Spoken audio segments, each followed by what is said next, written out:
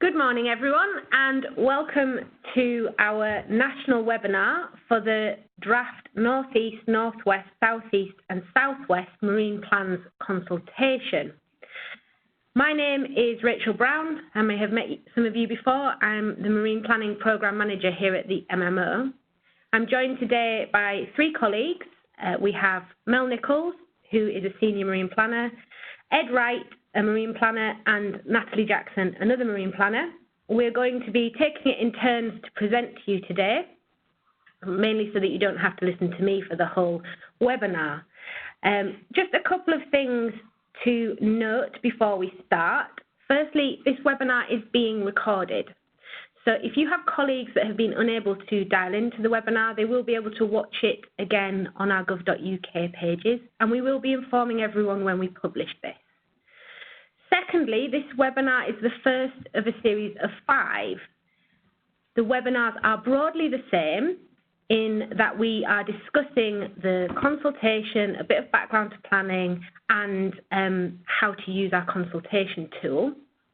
If you have signed up to any of the other webinars, of course you are welcome to join us for our regionally specific ones, but the content is broadly the same. Finally, everyone is muted on the call. I'm going to be giving you a little bit of information in a moment about how you can interact, but you are muted, which is why you didn't hear anything when you dialed in. So a quick overview of what we're going to talk about today. Some of you have been involved with marine planning since we began nearly 10 years ago. But for those of you that haven't, we're going to give you a brief overview of the MMO, our functions, and particularly what we've done with marine planning. We're then going to explain the journey that we've taken so far to develop these 4 draft marine plans, which started way back in 2016. Then the bulk of the webinar is going to explain to you the content of the consultation, what we're asking you questions on, and what the content of the marine plans looks like. And also we're going to introduce our consultation tool, which is called Citizen Space, and give you some guidance and tips on how to use that most efficiently to provide your representation to our consultation. And then obviously the marine plans are there to be used, and as draft marine plans, they are now a material consideration in any of your decision-making processes. And we will be giving you some information about how you can take part in some of our implementation training sessions, should you wish to. And then we'll round up with some next steps, what we're going to be doing after the consultation, and when you can expect to see the final adopted plans. Now, we do want this webinar to be interactive, and so we have a couple of tools for you to take part in throughout. The first is to enable you to answer the questions that we are going to ask you. We're using a facility within WebEx called the polling facility.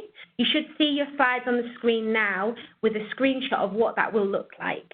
The poll questions will appear on the right-hand side of your screen, one at a time. All you have to do is select one of the 4 answers and click the Submit button, both of which are ringed at the moment on the slides. And we will have the polls open for about 30 seconds, and this is just to gauge your level of knowledge, interest, and other questions that we're a little bit interested in from your point of view. I will note that if you close the poll window, when we next ask the poll question, it will open again automatically, so don't worry about closing that if it's obstructing your view. And we have 3 questions to ask you. So why don't we start with one right now? Our question is, how would you rate your current knowledge of marine planning? You've got 4 choices there. A is no knowledge of marine planning, i.e. this is the first event you've ever attended. B, you've got limited knowledge, you know the basics, you might have come to one of our events in the past. C, you've got good knowledge, you've attended many more than one planning event. Or D, you have an in-depth knowledge of marine planning because you use it every day in your job. So we'll keep that poll open for about 20 more seconds. Select your answer and press the submit button in the bottom right of the screen. 10 more seconds. I'm looking at my WebEx master who's monitoring the polls for you. And he's publishing the results that you should all be able to see. And the answer is that we have, Webmaster? Majority of you have got a limited knowledge of marine planning. Well, that's good, because our next section of the webinar is going to give you some introductory information about where we've been, where we're going, and how we got to this point. Okay, so that's us asking you questions, but I'm sure that you might want to ask us some questions, particularly if this is one of a few marine planning events that you've attended. So in order for you to ask us questions, we are using something called Slido. You may have used this in the past. I've got full instructions on the screen for you there. So if you want to ask a question for us, we ask that you open the following link in your browser or on your mobile phone. You need to type in www.sli.do, and when you come to the landing page, you need to enter the event code #MMONAT, #MMONAT. And then all you have to do is type your question, and you can do this at any time throughout the webinar, and hit send. I would suggest that all of you have Slido open alongside the webinar, because you can see everyone else's questions. As such, we would ask that you could keep all your comments and questions respectful. You can ask anything you like, and if you like someone else's question and you would like to hear the answer to that, you can actually click the like button, and what that does is it essentially upvotes it. 15 minutes before the end of the webinar, I will be taking the top 5 questions to answer directly on the call. But don't worry if yours isn't one of those top 5 questions, because we will be taking them away and providing written answers to publish alongside the webinar after we've finished today. Please note that you can't copy or click the link that you can see on the slide right now. You must type it in manually to your browser or onto your phone. And that's about all of the introductory information that I need to give you on how the webinar runs. I'm now going to pass over to our first presenter, who is Natalie Jackson, and she's going to give you some background to the MMO. Good morning. Thank you, Rachel, and thank you to everyone for joining us. So as Rachel said, my name is Natalie. I'm a marine planner located in Newcastle, and I'll be taking you through some of the background information on the MMO and marine planning. So the MMO is a non-departmental public body established in 2010 through the Marine and Coastal Access Act 2009, which from this point onwards I'll refer to as MACA, and is supported by the Department for the Environment, Food and Rural Affairs. We license, regulate and plan marine activities in the seas around England so that they're carried out in a sustainable way. Our responsibilities include managing England's fishing fleet and quotas, creating and enforcing marine conservation bylaws, responding to marine emergencies, and of course our functions in relation to marine planning as well as licensing. Marine planning is a devolved function in the UK. The Secretary of State for DEFRA is the Marine Planning Authority for England, and functions that are related to marine planning have been delegated to the MMO. The Marine and Fisheries Department and Welsh Government are the authorities for Welsh waters, the Department for Agriculture, Environment and Rural Affairs for Irish waters, and likewise Marine Scotland for Scottish waters. All of these authorities are responsible for producing their own marine plan. Therefore, the MMO do work closely with these authorities to make sure that all UK waters are being managed in a cohesive system. Crown dependencies and bordering European countries have been involved in the development of marine plans.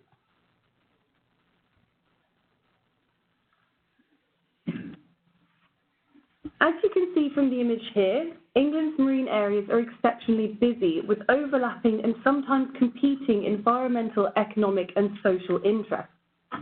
Marine planning provides a mechanism for which space and resources for a given marine plan area can be strategically optimised for sustainable economic growth while protecting the environment. It is true to say that marine planning can't offer every party exactly what they want, but it does seek to be equitable, efficient and evidence-based in its outcomes. Marine planning, therefore, ensures that the right activities happen in the right place at the right time and in the right way, placing sustainable development at the centre of all our decisions. Marine planning delivers cross-governmental policy priorities in the marine area, overlaid with stakeholder views, evidence and issues that may be area-specific. The marine area consists of the seabed, the water column and the surface. You could therefore have multiple activities happening at the same time in different dimensions or at the same location but at different times of the year. Marine plans therefore do promote coexistence of activities.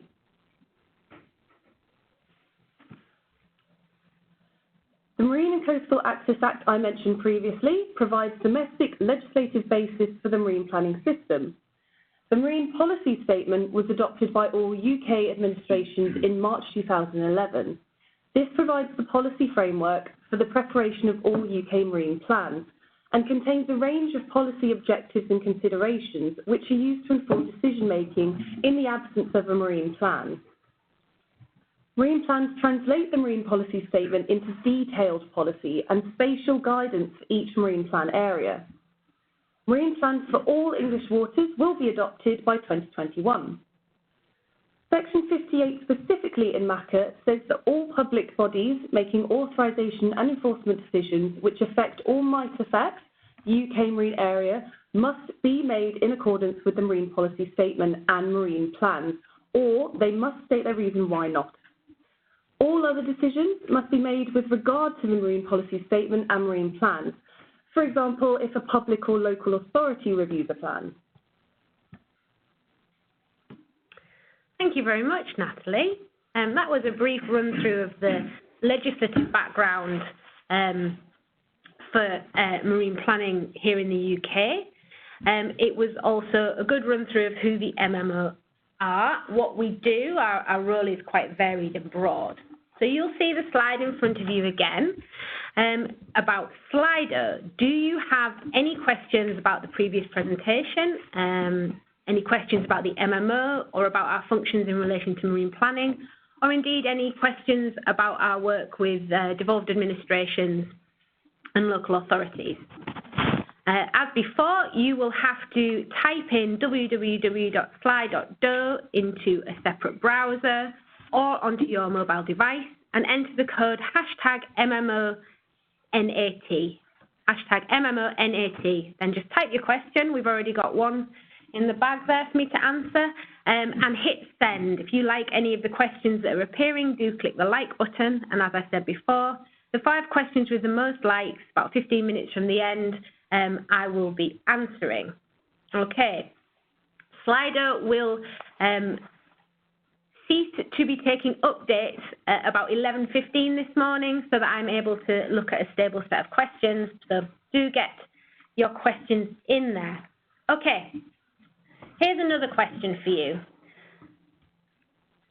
Before joining this webinar, did you intend to respond to our statutory consultation, either for one particular marine plan or for all 4? This is the second of the 3 questions that we're going to be asking you. Please do be honest, it's completely anonymous. You should be able to see the questions and answer options on your screen. So you've got yes, no, not sure, or you've already responded, have actually had some responses already to our consultation. You have about 20 seconds left to respond to that poll. Remember to click submit.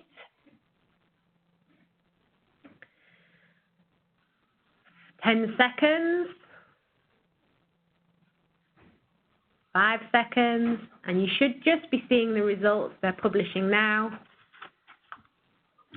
That's fantastic. So we've got 17 of you on the call who said you will respond, 4 of you that are not. I hope we can change your mind with the rest of this webinar.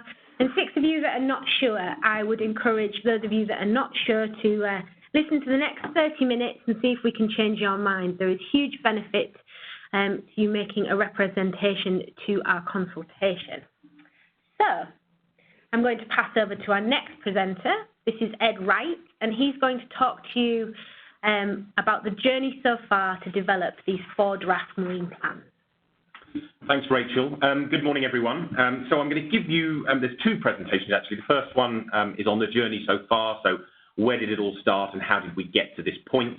And then we'll move on to sort of the bulk or the main reason that you're here, the actual consultation, how you fill that in, what it is that you're able to comment on, and actually what the tool itself looks like. So the journey started really 10 years ago, actually, or very nearly 10 years ago. The MMO was founded in 2000, or set up in 2010, so we're very nearly at our 10-year anniversary. We will, by 2021, have 11 inshore and offshore marine plans. The 11 because there will be an inshore and an offshore plan for each of the 6 areas, except for the southeast, which only has an inshore. The process was all kicked off with the East Plan, which was started in 2010 and then adopted in 2014. We published our first 3-year report in 2017, and our second 3-year report will be published within the next couple of months, actually.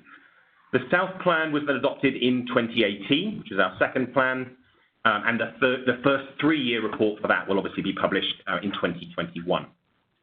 Just as a side note, a very important part of the marine planning process is obviously the monitoring of how effectively these plans are being used. So at the moment, we have an annual monitoring survey that's live for both the East and the South marine plan. So if you have any experience of using those 2 plans, then we would really appreciate your feedback. They are available until February the 28th, and if you would like a link to them, please do get in touch and we'll be more than happy to provide that for you.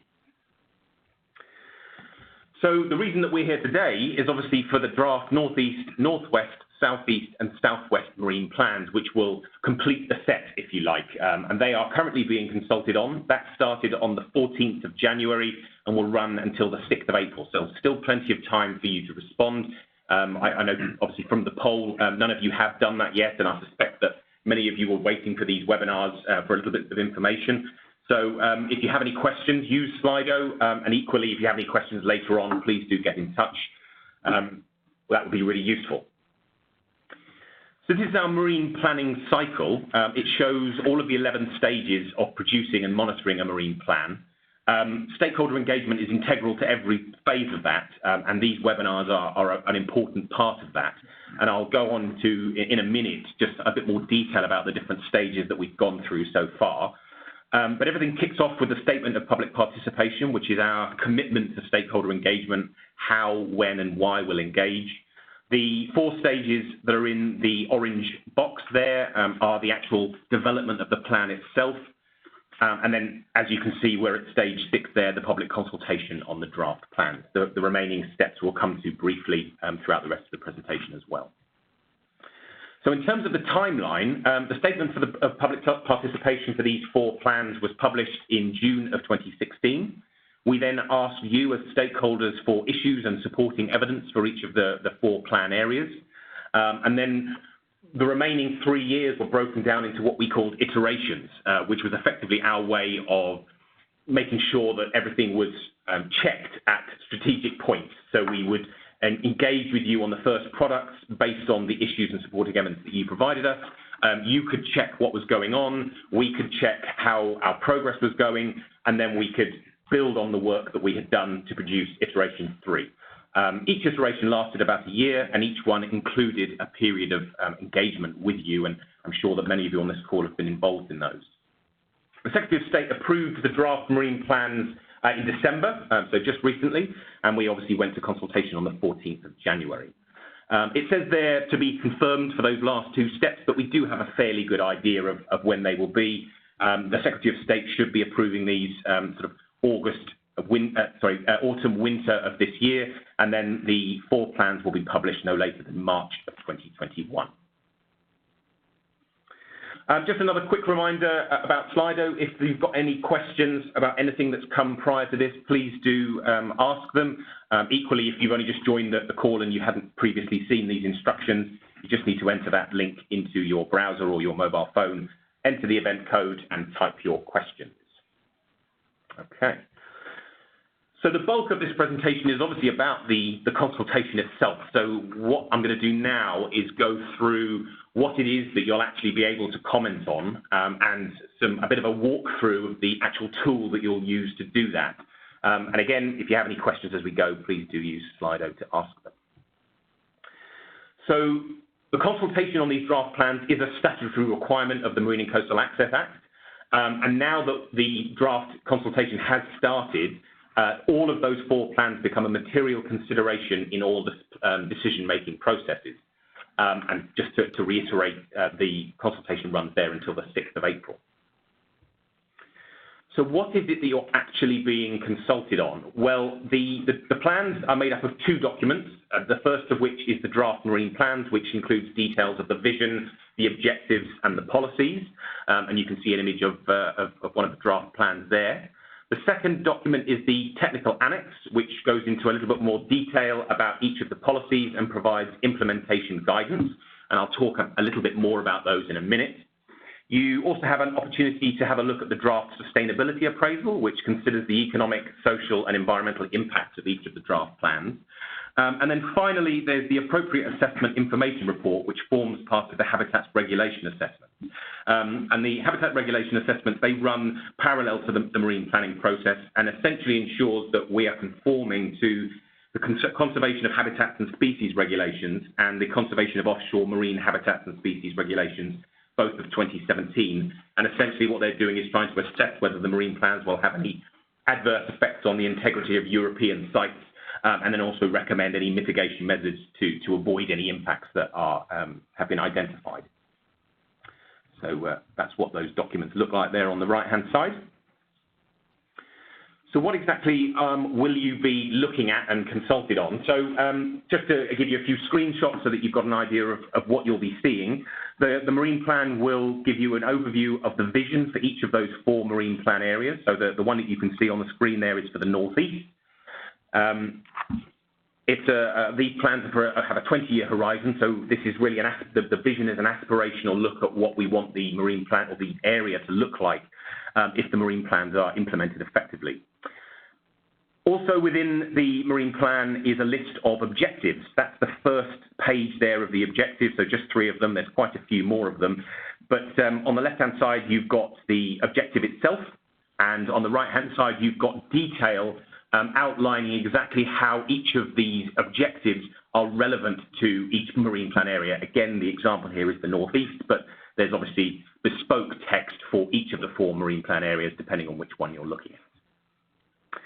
And then finally, in the technical annex, you've got a lot of detail for each of the policies. This one here is the Northeast Infrastructure 1 policy. You have the policy text at the top in the blue box.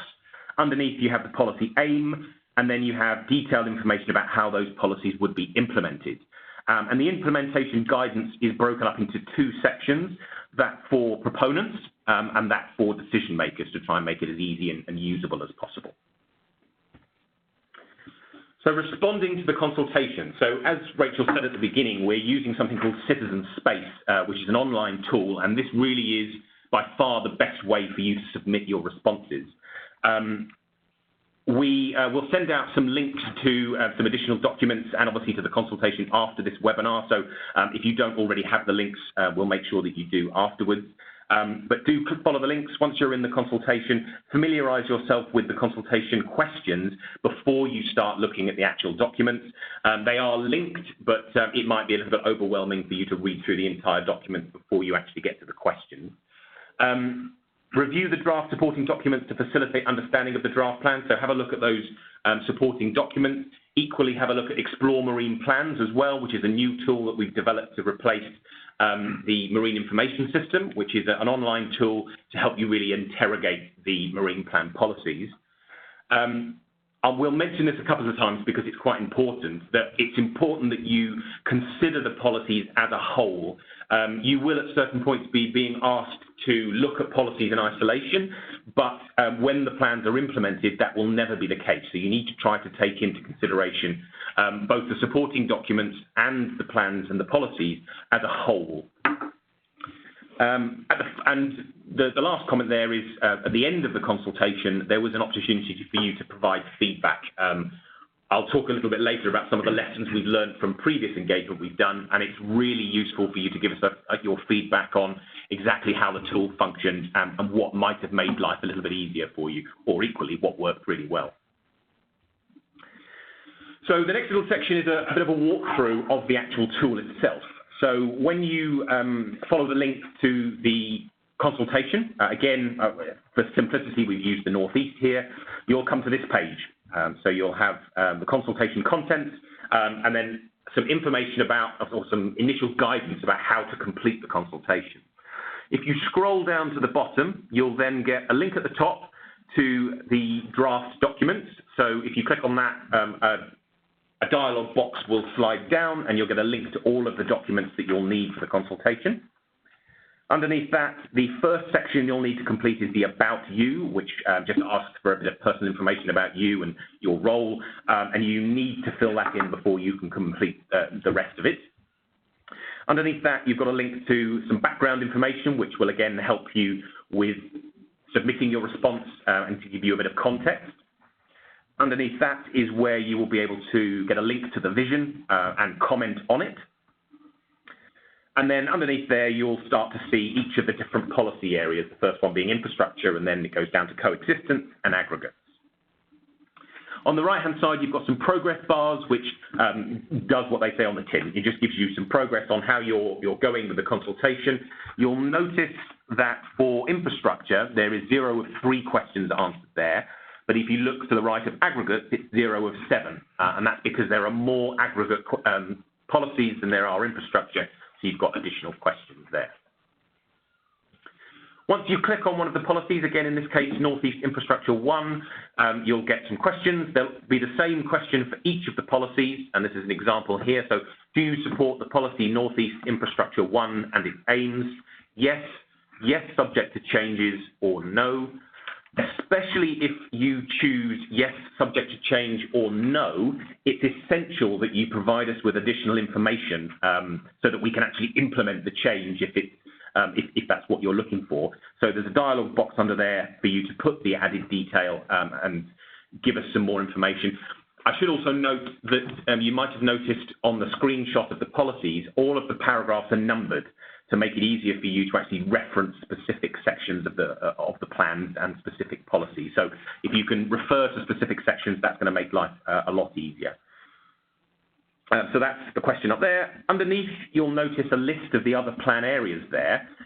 This this is an example of where your feedback is really useful on these consultations. So when we've done engagement in the past, we've used similar tools, and the feedback was that if, as we have on this call, we've got national stakeholders who might have an interest, a vested interest in more than one plan area, or maybe even all of them, to go in and respond to all of the plans could be quite time-consuming, and in many cases, your response to a policy might be exactly the same. So in this example, if you wanted to make the same comment for Infrastructure 1 across all 4 plans, you would fill in your answer for the Northeast, and then tick those 3 boxes at the bottom, and your comments will be taken across all 4 plans.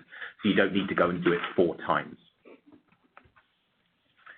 An example of another question here, and what I want to point out on this page is at the bottom, you've got save and come back later. Because of feedback that we've had from you about the kind of questions that are useful, there are a few more questions in here, but it hopefully will make your life a little bit easier. It will make our life easier when it comes to actually making the changes. So you have the option to save your progress and come back, and you can do that as many times as you like. Just make sure that you do come back and submit it before the 6th of April. The other thing is the guidance button. So some of the pages you'll have guidance. If you click on here, there's a dialog box that will drop down, and it will give you some additional information and guidance there, and also some links if necessary. So I suppose from our point of view, and related to our question that we asked you earlier and how we want to try and convince you, for those of you who weren't going to respond or for those of you who weren't sure, we want to try and convince you of the benefits of responding to this consultation because it is incredibly useful. We can't do this process without stakeholder input, and this is your last opportunity to do that. So the consultation itself raises awareness of the proposed direction for the sustainable development of your marine plan area. So the marine plans do have a local flavour. That's why we've got regional marine plans. So it's important that you're feeding back so that we've got your expert knowledge. But equally, as national stakeholders, you might want to check the consistency across marine plans as well. That obviously links to the second bullet point there. We want to address locally specific opportunities and challenges, and you are best placed as stakeholders who are local to specific marine plans to help us do that. We want to raise awareness of marine planning generally, which supports the implementation of their policies. And obviously, you're the people that will be using these plans, so implementation is key. And essentially, it ensures that your voice is heard. As I said, we can't do this process without your input. It really does make a huge difference, and this is the last opportunity that you'll actually get to have some input to the planning process or planning development process. Thanks very much. Thanks, Ed. My name is Mel Nichols, and I'm going to talk to you now about implementation. All this journey, development work and consultation really comes into its own when the marine plans are implemented. But what is implementation? It simply means using the marine plans as a management tool to make decisions relating to the marine environment as part of a plan-led process using the appropriate marine policy documents. On the screen there, it shows the hierarchy of these documents, starting with the Marine and Coastal Access Act, which has been referred to a lot throughout this webinar. That Act, among other things, sets the obligation to produce marine plans and Natalie mentioned at the outset to make decisions in regard to them. Every layer in this hierarchy adds detail to that above. So the UK Marine Policy Statement then gives effect to the Marine and Coastal Access Act, among other things, identifies high-level marine objectives for the achievement of that vision of clean, healthy, safe, productive, and biologically diverse oceans and seas. The marine plans themselves have adopted those objectives for these marine plan areas. That's a change from the east and the south. Marine plans not only deliver on the vision, but also do so through policies which overall will deliver sustainable development in the marine area concerned.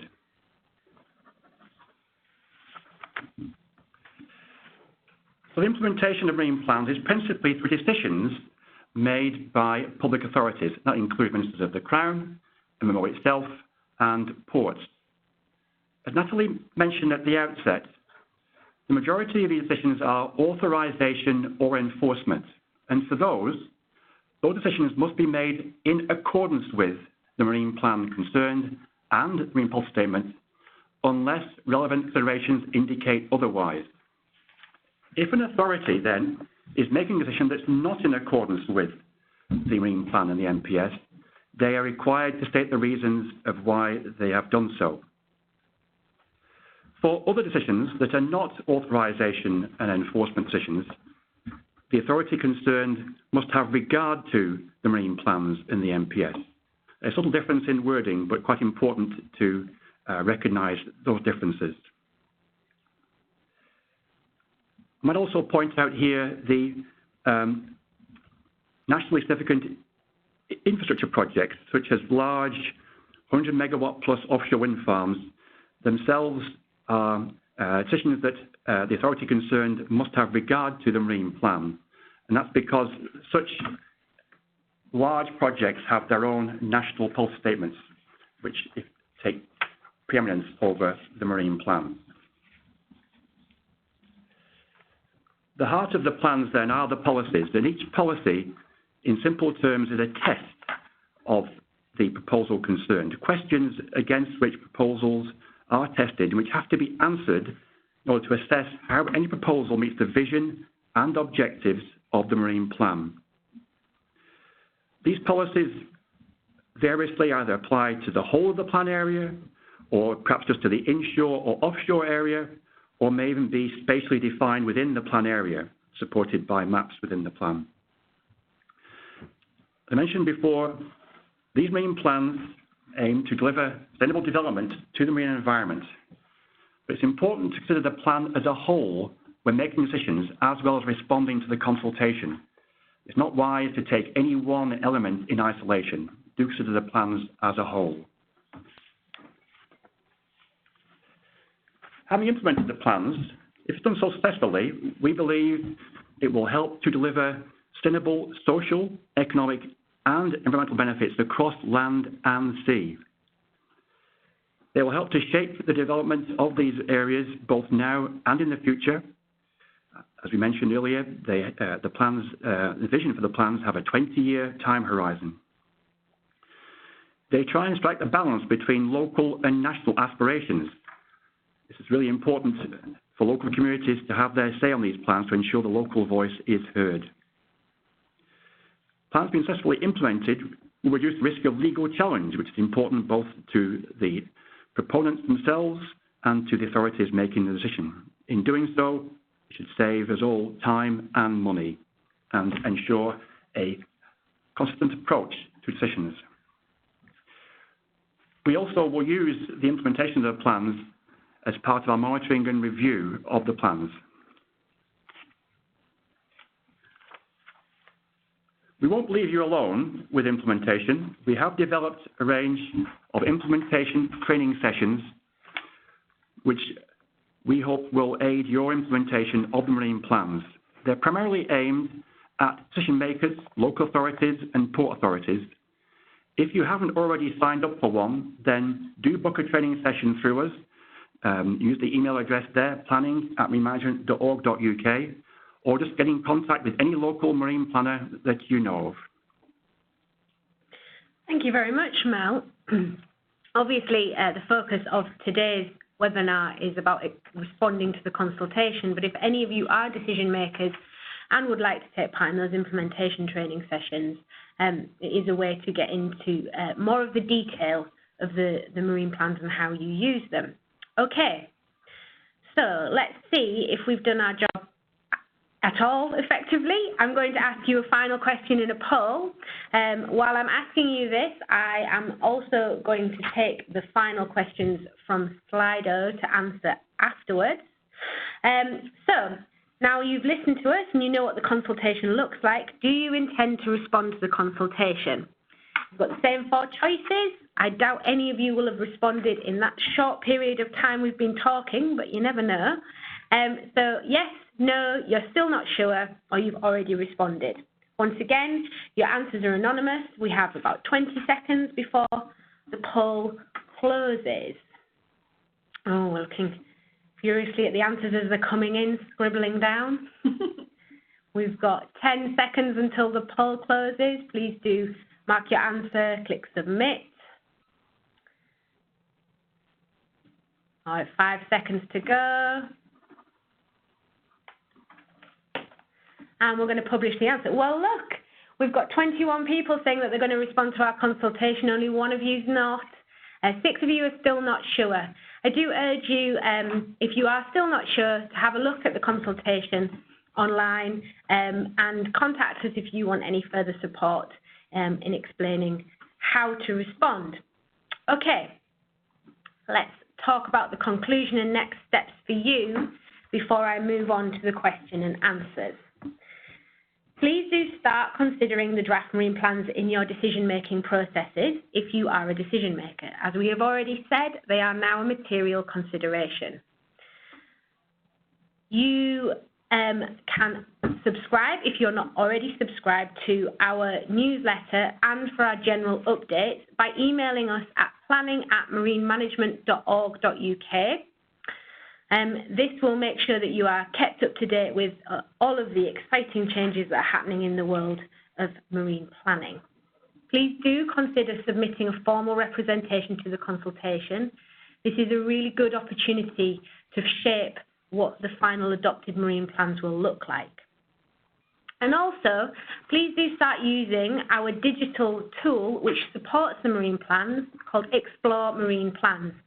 For those of you that have been involved in marine planning for a while, you may have used our predecessor to this tool, the Marine Information System. We've been doing a lot of work over the last couple of years to provide a more user-friendly service. And this tool displays all of the data that we have to support our marine plan policies, as well as allowing you to apply those policies in a spatial manner. If you have any comments about Explore Marine Plans, you are not time-bound by the consultation dates. We take comments continuously. And likewise, if you have data that you wish to add or update that would help inform our marine plan policies, please do get in touch using planning@marinemanagement.org.uk. Okay, we've had a few questions coming in, so now it's my turn to think on the spot a little bit. Those of you that have got Slido open, you might still be able to see them moving around, but we took a screenshot about five or 10 minutes ago. So the top question, which had 13 upvotes, was how much scope is there to influence or change the wording of draft marine plan policies at this statutory consultation stage? Well, that's a difficult one to answer. How much scope, how long is a piece of string? I am joking. The draft marine plan policies that you will see within the draft documents reflect all of our engagement to date, which has been undertaken with stakeholders in each marine plan area, but has also been undertaken with government departments, devolved administrations, and bordering nations. We published, after iteration 3, a report called You Said We Did, which explains why some changes were made and some changes weren't made to policy wording. The policies also reflect the recommendations and findings from our 2 statutory assessment processes, the sustainability appraisal, which balances economic, social and environmental considerations, and the habitat regulations assessment. So for some policies, there may not be a huge amount of scope for change because they are worded in such a way to comply with certain pieces of legislation.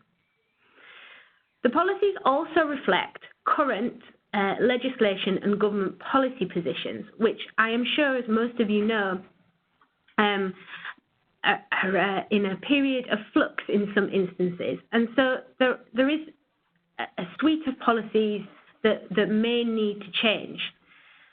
So after we have received all of our responses to the consultation, we will be analysing those responses, and we will amend the plans based on the consultation responses, and we will balance those against each other. It isn't a numbers game. And so there is scope for draft policy wording to change, and we will have to reassess those through the sustainability appraisal and the HRA. We also have to ensure that government departments are happy with our policy positions because the marine plans deliver cross-governmental policy priorities. And so any policy changes. Oh, sorry. I think that was just a gremlin in our system. I do apologise. So any policy changes will also require governmental sign-off, but I would not let that limit you in your responses. If you want to see a wording change, please do tell us. Okay.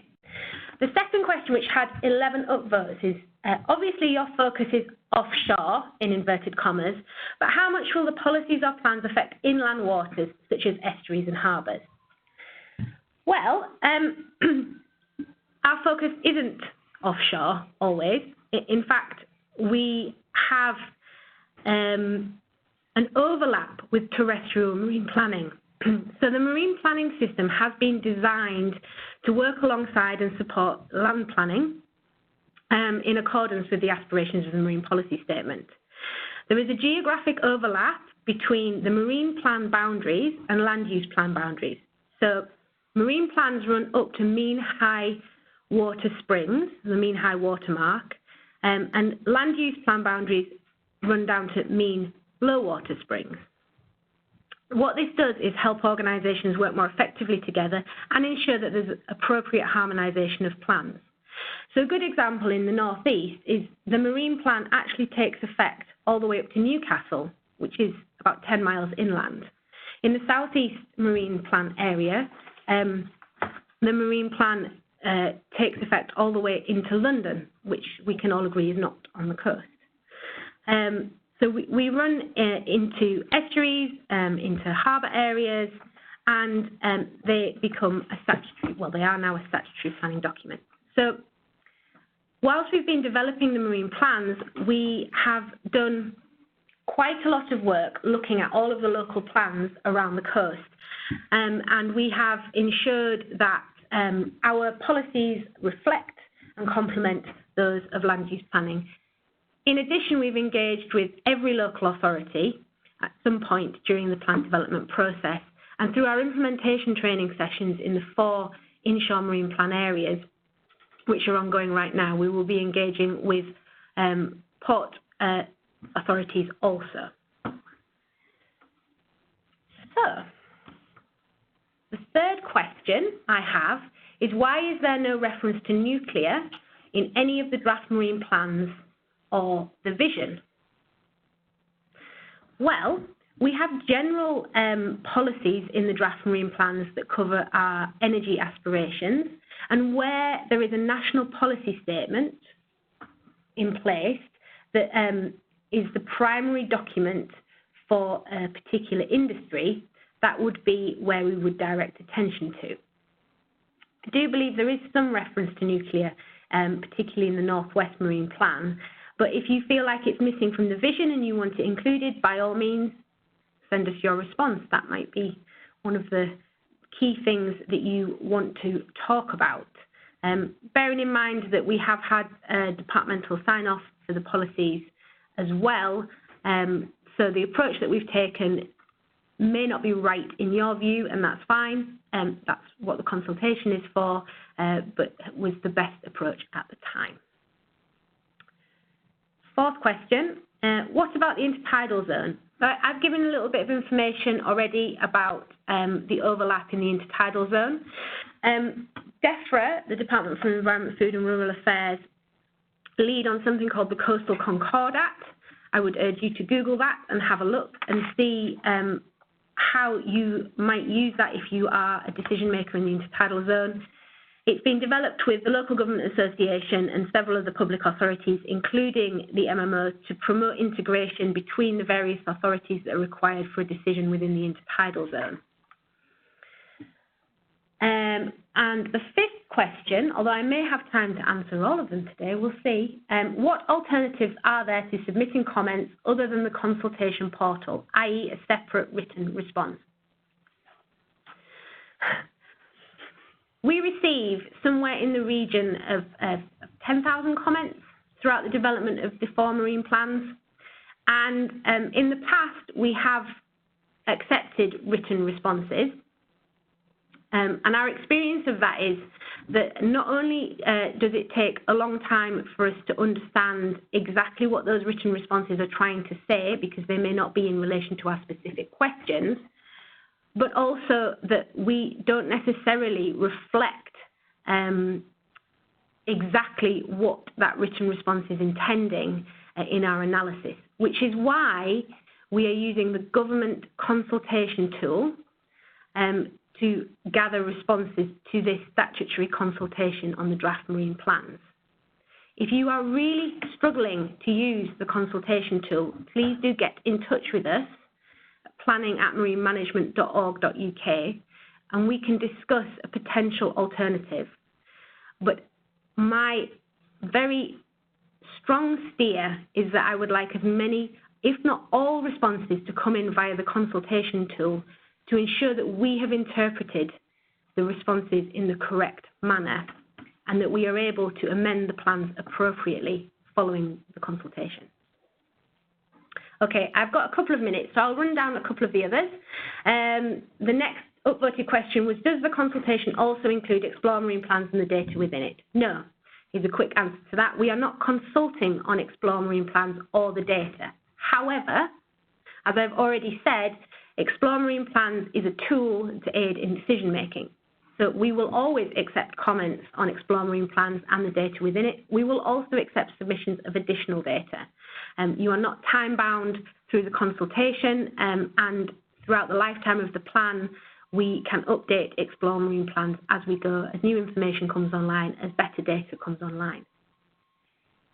Okay, now we're at 25 past, and I have a couple of slides to do, but I'll just answer one more question, which is what provision is made for seascape and landscape impacts, particularly from onshore protected landscapes? We have, in all 4 of the draft marine plans, specific policies around seascape and landscape. I would urge you to have a look at those and provide a response regarding those. We also ensure that we are thinking about protected landscapes, both, well, obviously landscapes are onshore, but also protected areas in the marine. So have a look at those policies too.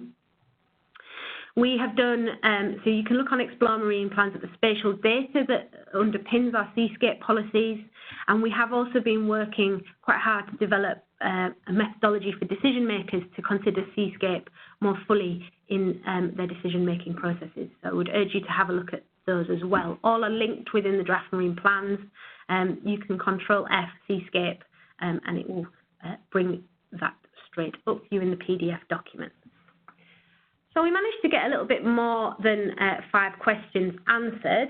The last one I'm going to answer is, what does non-departmental public body mean? We mentioned that right at the beginning. The MMO is a non-departmental public body, sometimes shortened to NDPB. It means we're a body which has a role in the processes of national government, but we are not a government department or part of one. And so accordingly, we operate to a greater or lesser extent at arm's length from ministers. We're sponsored by DEFRA, which means the DEFRA Secretary of State signs off the plans, but we have cross-governmental input to the marine planning process from all government departments that have a relevance in the marine area. Now, I'm not avoiding the last question. I will write a written response. The last question was around the review process work in practice. We have a quite extensive monitoring process in place, and we also have the review only happens following a report, which happens every 3 years. The next report for the East Marine Plans is due to be laid before Parliament at the end of March this year. And so we will be testing what the review process looks like in practice then. And I would tell you to watch this space, but I will provide a more detailed written response to that in our answers, which we publish. Okay, phew, that was the question and answer session. Thank you for those questions, they were brilliant. So very quickly, what are the next steps for marine planning? Well, the consultation closes on Monday the 6th of April 2020. Within 12 weeks of that closure, we will be providing a summary of responses and summary of the consultation engagement that has gone on to date. I will point out that we may not have made all of the amends at that point, and therefore, in that summary, we may be indicating a direction of travel rather than a decision to make a specific amends. We will spend the summer making amends. We have a 24-week period following the closure of the consultation to make the amends to the draft plans, to undertake any follow-up engagement if there's a particular issue with a policy or set of policies, and also to conduct the sustainability appraisal and the habitat regulations assessment. Following that, we will be submitting our plans to DEFRA at the end of September. And then that will begin a period of government clearance processes, which involves a full departmental write-around. And then the plans will be sent up to the Secretary of State for DEFRA for sign-off and adoption, hopefully at the end of this year. Now, I say hopefully because we are sometimes affected by external influences. The marine planning process has been impacted by several of those throughout our journey, and that's where my hopefully comes from. Once we adopt the plans, we will be publishing something called a modifications report, and that is the full, complete summary of responses and changes that have been made to the draft plans following consultation, and that's published alongside the adopted plans. And we will have our fully adopted marine plans by our deadline in 2021, which is the end of March. And that means for the first time, all of English waters will have a complete marine planning system. Over the winter months, so from now until the end of the consultation, we are delivering these webinars. If you wish to have more face-to-face engagement, please do get in touch with us. We can arrange that within the consultation period. We are also running the implementation training sessions, so if you are a decision maker or you feel that decision makers that you work with would benefit from some implementation training sessions, do point them in our direction. We have coastal marine planners based around the country, so if you have a specific interest in any of our marine plan areas, including the south and the east, which are our adopted marine plans, the contact details are on the slide in front of you and available on gov.uk. And if you want to get in touch with us more generally, please do use our planning mailbox, which is planning@marinemanagement.org.uk. Okay, it is just after 50:30. I think we've managed to rattle through that quite quickly. I hope you found this informative. Thank you all for your time today. I realise that everyone is really busy. I look forward to seeing your responses to the consultation. We'll leave the screen up for the webinar so you can note those contact details down if you need them. But other than that, we have finished our webinar on the draft consultation. Thank you.